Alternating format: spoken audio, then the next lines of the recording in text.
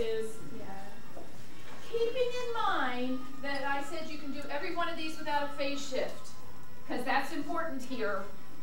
This one, so if you try to do it with a phase shift. Which one of the graphs that had these little curvy things went through the point 0, 0? Tangent. So we're going to make this a tangent. What's the difference between our original tangent and this tangent? It's flipped over the x-axis. So we can do this with a tangent that takes care of not having to phase shift, because the phase shift is a mess. I've tried it. I know. So we can do this with a tangent.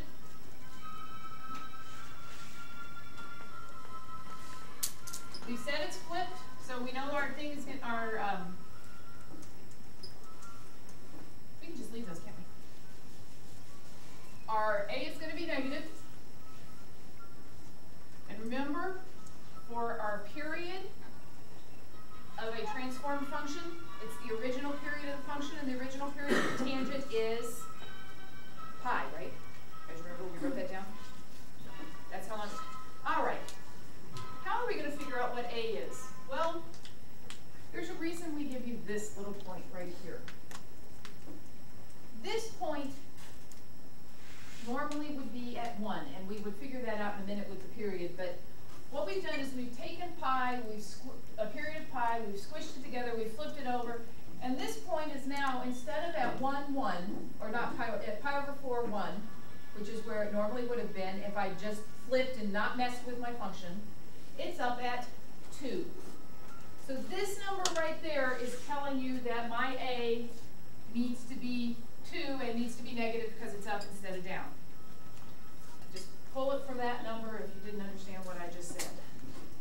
Honestly. B. What is my period here? How long does it take to go through everything? Well, in this case, it's easy to see from here to there, right? So that's 1, 2, 3. So the period is 3. That's equal to pi over b. So 3b is equal to pi. So b is equal to pi over 3.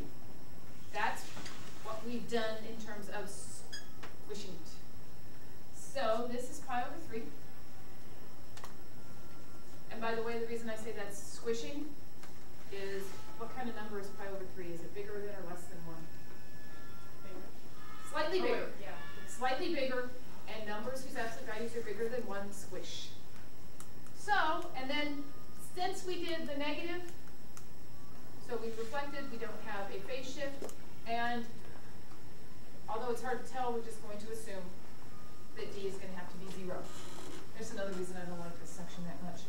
So -2 tangent of pi over 3 x should produce this graph. And again, you can check it on your calculator, see if it looks like this. And you can even check for this point, by the way. Do you know how to make